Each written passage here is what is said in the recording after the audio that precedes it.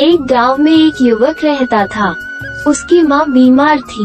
युवक सुबह काम पर जाता था और शाम को घर आता था। एक दिन जब वो घर पहुंचता है तो उसे पता चलता है कि उसकी माँ मर चुकी है। माँ, नहीं, ये नहीं हो सकता। मुझे ये दिखाना होगा कि वह अभी आराम कर रही है। हृदय विदारक क्षण में उसने अपनी माँ के निर्जीव शरीर को दीवार के सामने रख दिया, जो उनके निधन की वास्तविकता को छिपाने का एक निरर्थक प्रयास था।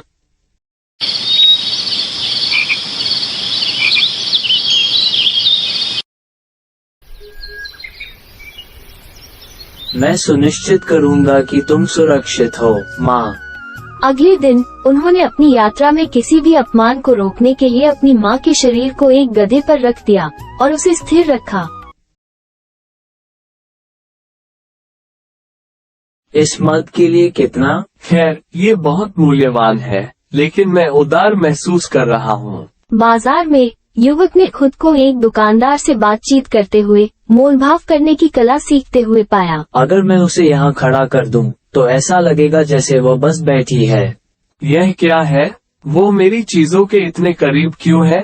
हालांकि सबसे अच्छी योजनाएं अक्सर भटक सकती हैं।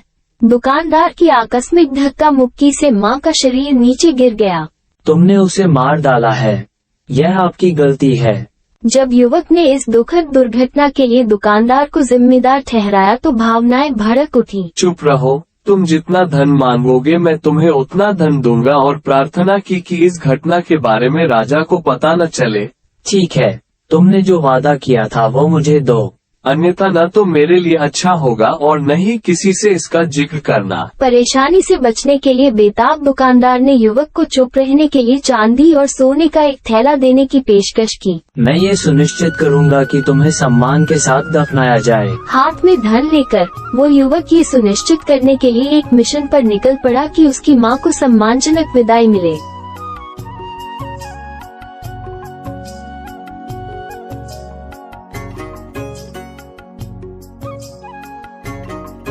अरे, तुम्हारी माँ कहाँ है? उसे मिर्गी की बीमारी थी। मुझे कुछ करना था। आपने वास्तव में क्या किया? अपने गांव लौटने पर पड़ोसियों ने उसकी मां की अनुपस्थिति के बारे में पूछताछ करना शुरू कर दिया, जिससे उसे एक कहानी गढ़ने के लिए प्रेरित किया गया।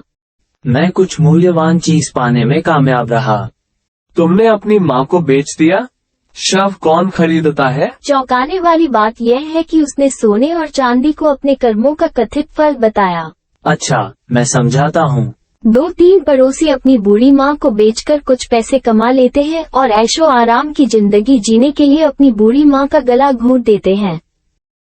शव ले लो, शव ले लो, शव ले लो, शव ले लो, शव ले लो, शव ले लो। क्या बात है? क्यों चिल्ला रहे हो? क्या तुम पागल हो? क्या आपने कभी किसी को शव बेचते देखा है? यदि सरकार को पता चल गया तो तुम्हें गिरफ्तार कर लिया जाएगा और तुम्हारी जान बचाना कठिन हो जाएगा। इसलिए चुपचाप जाओ और अपने मुर्दे को कफन सहित दफन करो। वे मरी हुई माँ को गधों पर लादकर बाजार में चिल्लाते हुए गए कि लाशें बिक रही हैं। दुखी होकर वे अपने अपने घर चले गए। जब वे अपने घर पहुँचे तो उन्हें एहसास हुआ कि घर में रोटी बनाने के लिए भी कुछ नहीं है।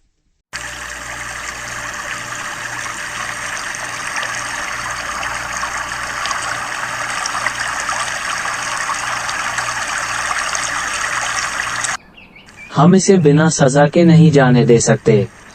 उसे अपने कार्यों के परिणामों को समझने की जरूरत है। बदला लेना उचित है। लौटाने का समय।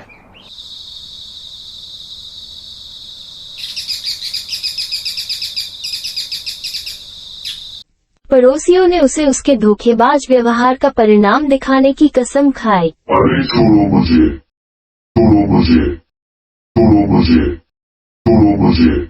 हम इसे बिना सजा के नहीं जाने दे सकते। उसे अपने कार्यों के परिणामों को समझने की जरूरत है। बदला लेना उचित है। लौटाने का समय। नदी कुछ दूरी पर थी। कुछ दूर जाने के बाद वे थक गए और थैली जमीन पर रख दी। वो भूखा भी था। उन्होंने आपस में कहा कि हमें यहाँ से चले जाना चाहिए और पास के गांव में जाकर किसी से रोटी मांगकर अपना पेट भरना चाहिए। अरे छोड़ो मुझे, छोड़ो मुझे, छोड़ो मुझे। वहाँ क्या हो रहा है? मेरी सहायता करो, वो मुझे एक राजकुमारी से शादी करने के लिए मजबूर करने की कोशिश कर रहे हैं। रुको, मैं मदद के लिए यहाँ हूँ। एक दयालु चरवाहे ने बोरे से रोने की आवाज सुनी और घटनास्थल की ओर दौड़ा। चरवाहे ने स्थिति को समझते हुए युवक की जगह लेने की पेशकश की। मैं तुम्हारी जगह जाऊंगा, बस मुझे वहाँ बिठा दो। ये तुम्हें नदी में फेंक देने की धमकी देंगे, लेकिन तुम इसकी परवाह मत करना और उनसे बात भी मत करना। सुनिश्चित करें कि यह सुरक्षित है। मैं तैयार हूँ। स्वेच्छा से चरवाहा बोरे में घुस गया, जिससे युवक बच गया। आइए देखें कि उसे इस तरह का व्यवहार कैसा पसंद है। बदला मीठा है ना? उनसे अनभिज्ञ उनकी बदला लेने की योजना एक अप्रत्याशित मोड़ लेने वाली थी।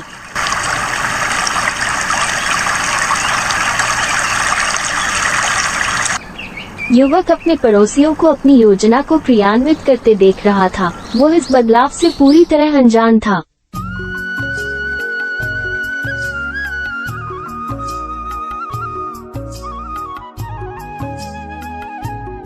हमने तुम्हें नदी में फेंक दिया, तुम वहाँ से कैसे भाग गए और तुम्हें ये झुंड कहाँ से मिला? तुमने मुझे नदी में फेंककर गलती की, वहाँ बहुत सारी भेड़ें थीं और कुछ ले आई। तीनों को उस युवक को देखकर आश्चर्य हुआ कि वो कितना बदकिस्मत निकला और उसके पास एक झुंड भी था। सामने आ रही घटनाओं के बारे में जानने को उत्सुक एक बुजुर्ग महिला भी घटनास्थल पर शामिल हो गई।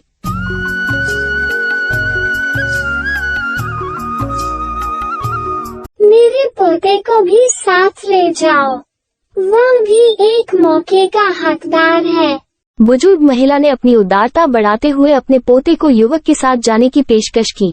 जैसे ही इतिहास ने खुद को दोहराया, युवक एक बार फिर असामान्य क्रम शुरू करते हुए बोरी को सील करने के लिए तैयार हो गया। मजबूत रहो मेरे प्रिया। बुजुर्ग महिला ने भी ऐसा ही किया और अपने पोते को बोरे में सुरक्षित कर लिया, जो युवक की हरकतों को प्रतिबिंबित करता है।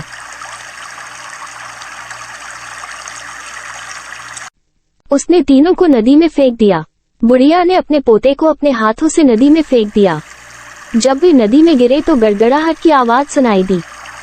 ये क्या शोर हो रहा है? वो कह रहा है, मैं कौन सा लाऊं, सींग वाला या बिना सींग वाला? बिना सींग वाला लाओ, सींग वाला मत लाओ क्योंकि सींग हमारे कपड़े फाड़ देंगे।